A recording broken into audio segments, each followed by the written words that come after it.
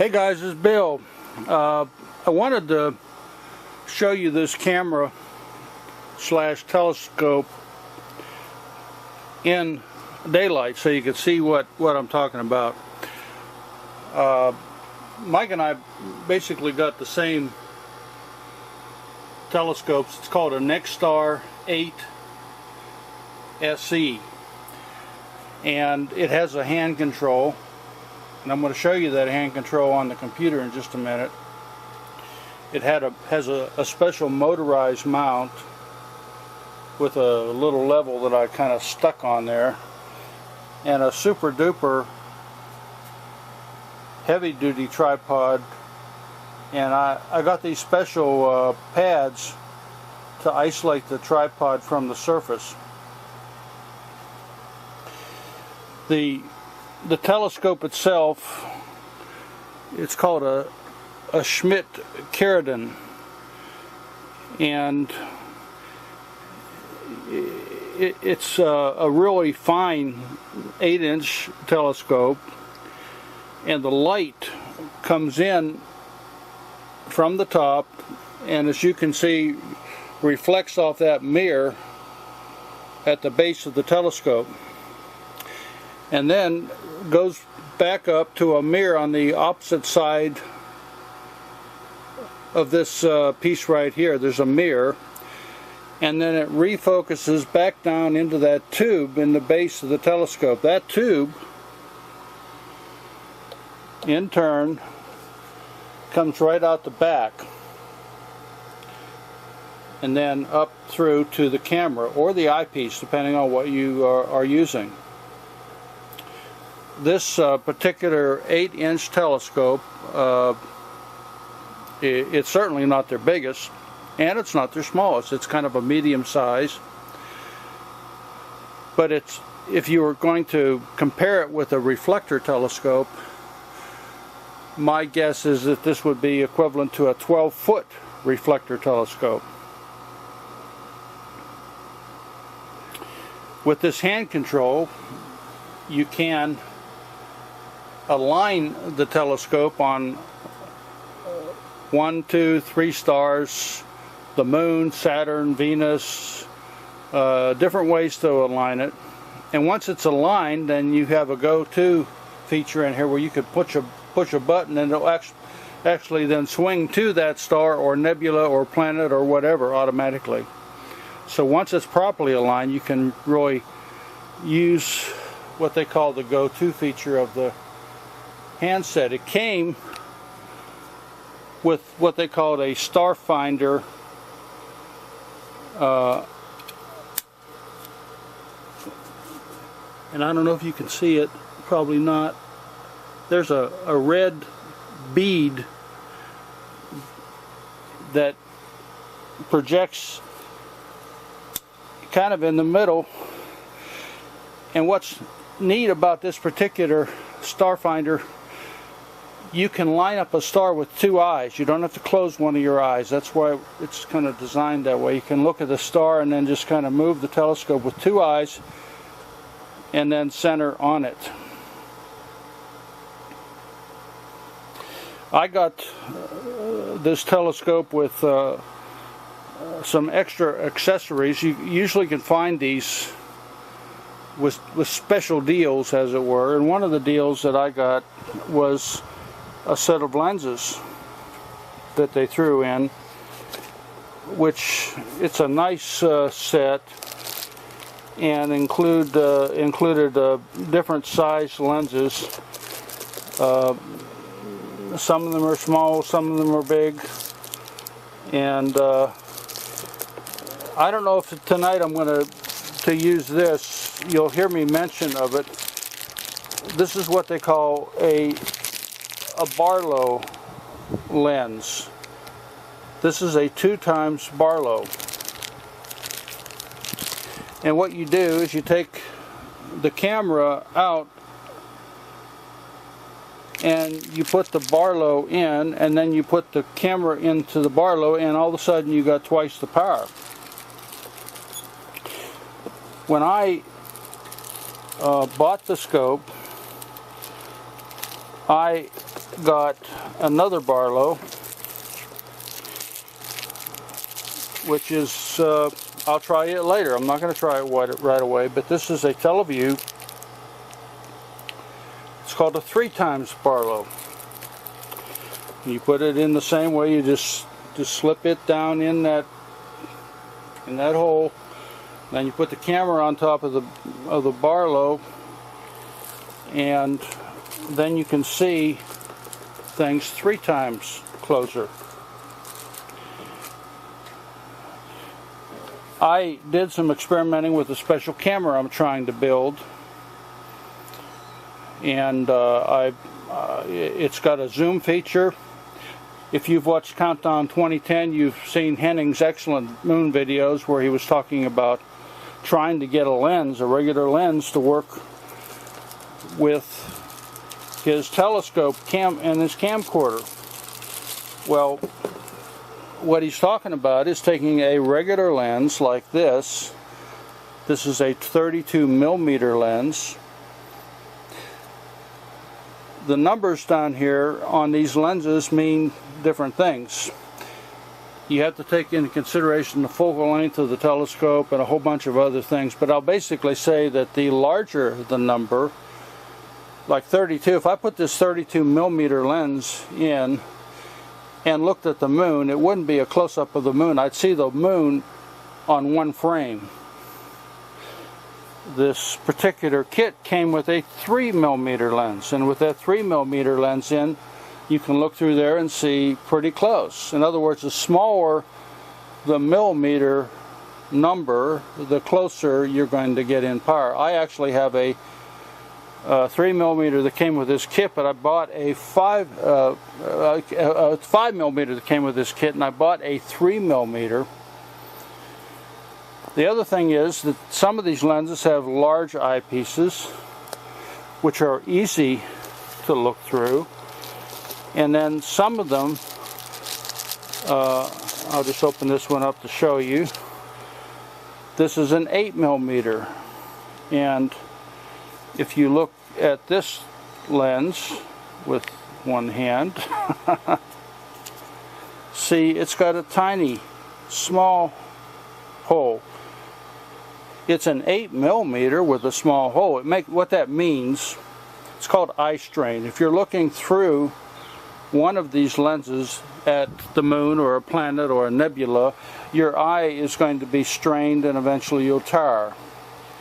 So what you do is spend a little more money on some higher quality lenses and get you lenses that are bigger and designed for less eye strain. That's what I did with a 3mm. I got a really nice 3mm that basically will give me very little eye strain. But my intent in this setup is not to look at the moon and nebula and stars through eyepieces. My intent is to film it on video. And I'm in the process of trying to marry these lenses up with a camera, a 10 megapixel camera that should give me better quality. This camera here is 1.3 megapixels, and you can see what quality we're getting. Pretty good quality on the video. Well, I'm trying to marry up my lenses and Mike's lenses with a special camera that has a 10 megapixel CCD array, and that means if I can get it to work, it's going to be spectacular. What's neat about that camera has automatic focus and automatic zoom. That means I should actually zoom in on something even while I'm looking at it on the moon. We'll see how it works out. Mike is working with me on it. We're trying to get something made up. I did some tests with the camera and it seems to work. We'll see how it all works in the end. Also, with this particular kit, this kit is not that expensive. It's like $135. You get a really nice case, aluminum case, and you also get filters. And these filters are like that right there says that's a green filter. Well, you take the the camera out and you screw the filter on to the base of the camera, and then you have a filter. Right now I'm using a Moon filter that I got with this kit with this camera, and I think it's cutting back on the glare. Also, I wanted to show you the layout. I ended up buying a Coleman metal aluminum table, camping table, and I just leave it out here on the porch all the time. This is my observatory, and this is a porch with mold and everything else. It's an old moldy porch, but it works, and it keeps me out of the rain, and it gives me a moon that can range in the sky from all the way there to all the way there, and usually I can see a pretty good swath of the moon every night, except for early in the month. Then I kind of miss out on the first couple days of the moon. As well, you can see that I have a garden that has not been planted because of the heat. It was 105 degrees today out of Houston. I live in Richmond, Texas. Meantime, up north, you guys don't see the moon and you're cold. Down here, it's still hot. I think the month of August, it was over 116 degrees on this porch every day. Every day. You can see that something's growing in that garden. But what is growing is just something that came up from the squash that was planted there in the spring. I didn't plant anything in that garden because of the heat. I have me a PC focus controller that plugs directly into the PC. This is something else that I got for this telescope.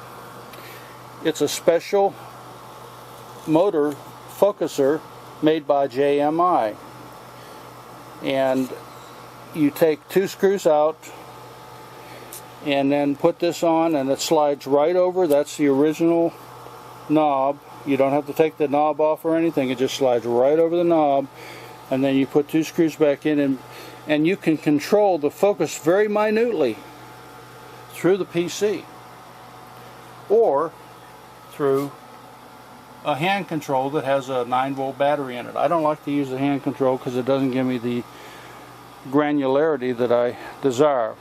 So I've been trying to use this thing with the PC. I also got a kind of a hefty 10-port hub, a USB hub, so that I can kind of plug all this stuff in, because that draws current,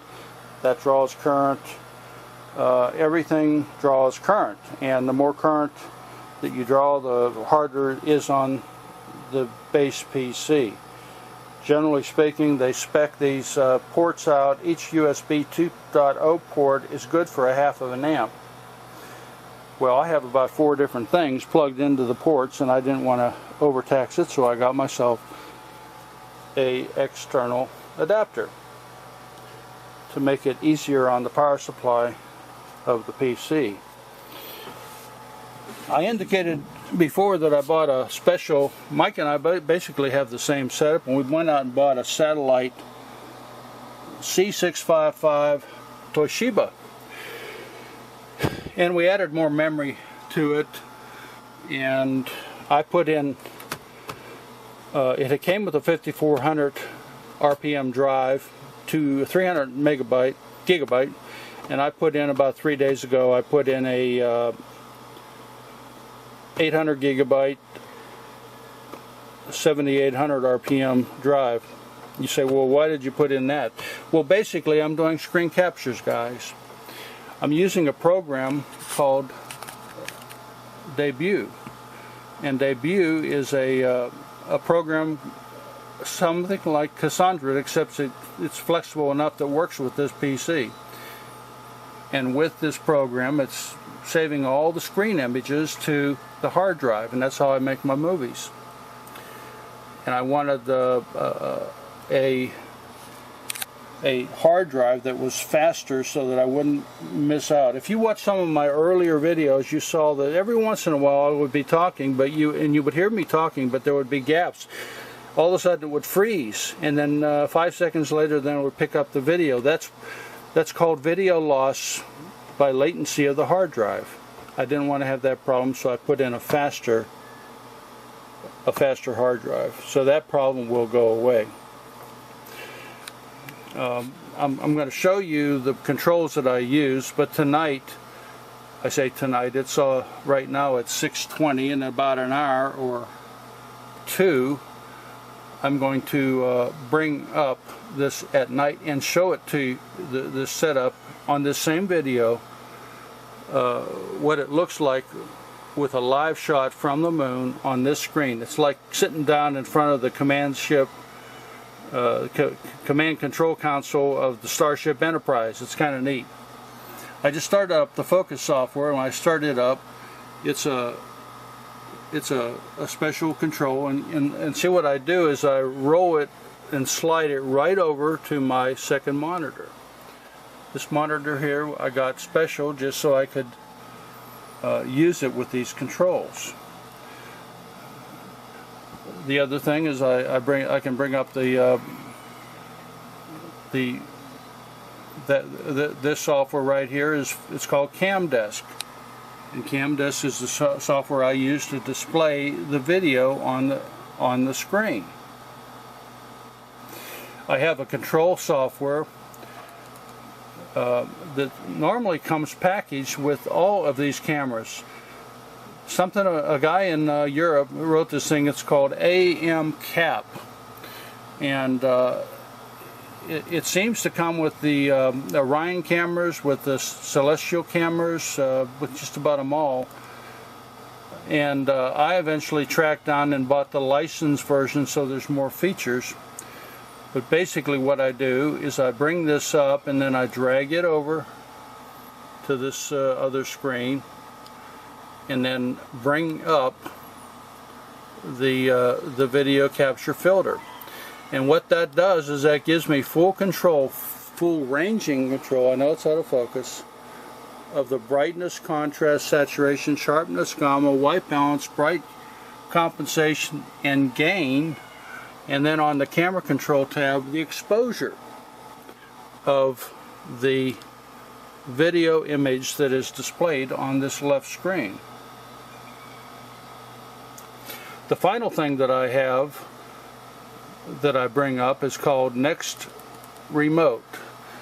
And Next Remote is the software that came with the telescope, and it's software It's software that looks exactly like that remote that I showed you a little bit ago. And what I do with this is I move it over to this screen over here. And I'm not sure why it's not coming up. Initializing firmware, I'm not going to worry about it. I want to show it to you tonight. So that way you can see, oh, I know why. It says initializing firmware. Well, you have to turn on the telescope for that to work. And I have the telescope now on. You can see the engineer in me. Every time I basically, there's a rhyme and reason for everything, so I try to figure everything out. That's why it didn't come up. Anyhow, this is my layout, and this is what I'm doing with. Select settings, then press the OK button. Okay. And see, I've initialized it, then I bring this thing over here, as you see. And then I start my camera, and when I do, then it brings up an image, which is the blue sky. See the blue sky, and then I do a full screen on it, and I'm looking at the moon on this screen, and on this screen I can control the left, right, up, down with these controls right here, and it moves the telescope left, right, up, and down on the moon. If I push by mistake these little triangles in the middle, it goes 16 times farther. So that's why you've seen it jump. I'm a newbie. I'm learning all the time.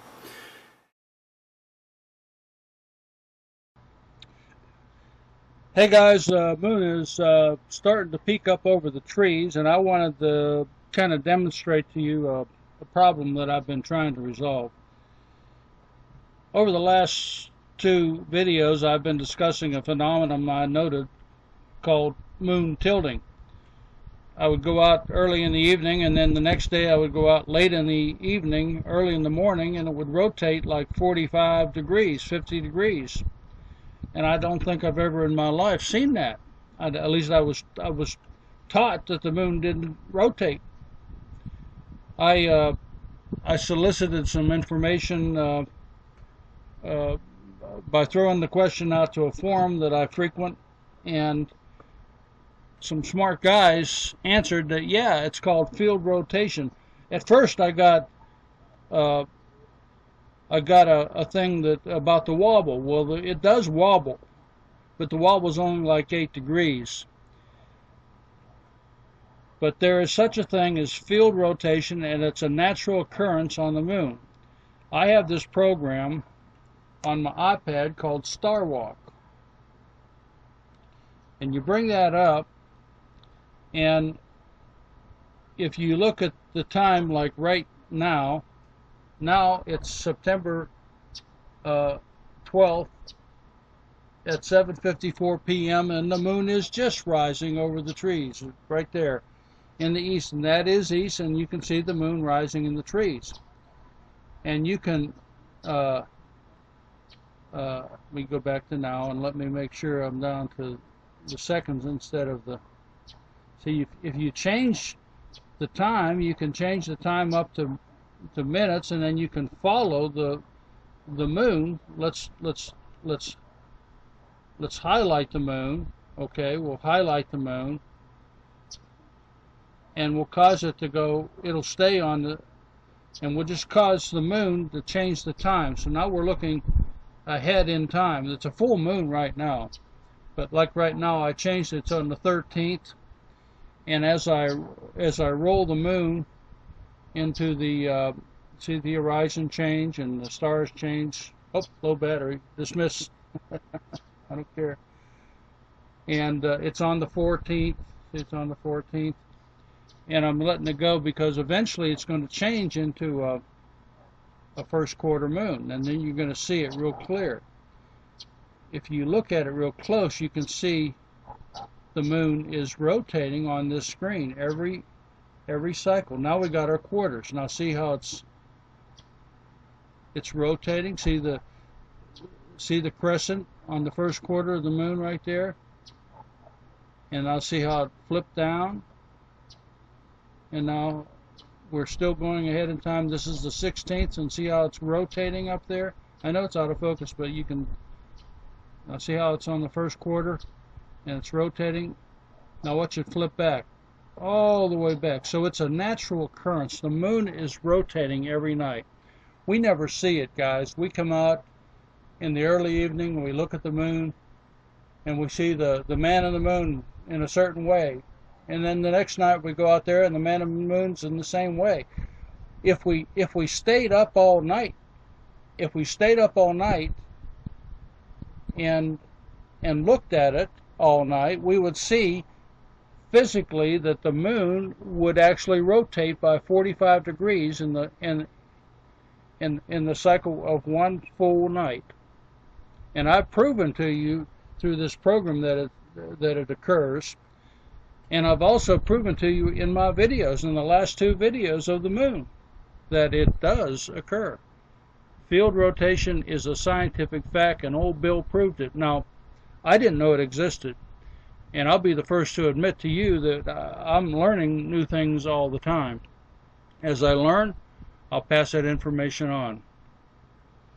What I'm going to do, the moon's going to creep up over the tree line, and I'm going to hone in on the moon with my telescope, and I'm going to let you see what it looks like right here on my command station with all my controls up. It's a way cool deal. And then we're going to wrap this video up, and I'll do a separate video of the moon tonight, weather permitting.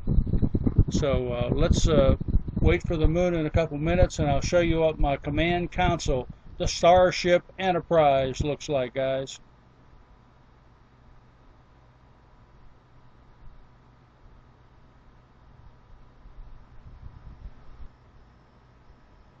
Okay, guys, welcome to the Starship Enterprise, the bridge of the Starship Enterprise. We got a live shot on the moon. It's a harvest moon.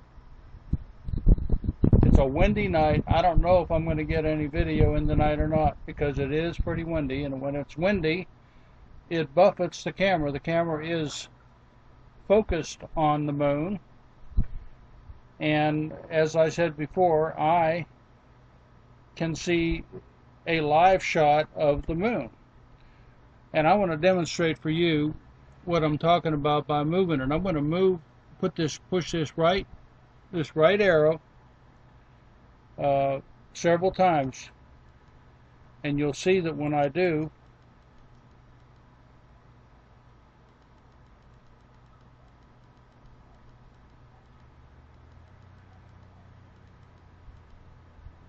it moves.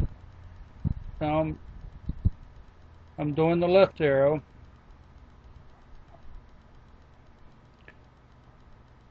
See what it's doing, it's saying the left arrow is it's the direction that the telescope will move in the perspective of the image. So it's moving now to the left. I'm controlling it with, see that button right there. And every time I do, the image changes on the screen. Here I'll go down. See, I'm going down, and I'm hitting the down arrow. And here I'm going back up. See, I'm doing the up arrow. And here I'll go right again, or it'll move the camera to the right.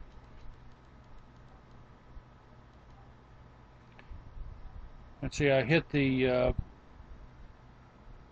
that button in the middle, and that made it go to the right real fast. I'll do it to the left real fast. And then I'll just go down. You get the idea. It's so neat. You're looking at the moon on your porch. You got your telescope trained to it, and you're seeing a live image coming from the moon on your PC that fills the entire screen up, and you have full control over it. Okay, that's enough for on this one kind of a setup tape. I also wanted to clear the air on that tilting moon deal. Anyhow, I wish for you and yours clear skies, guys.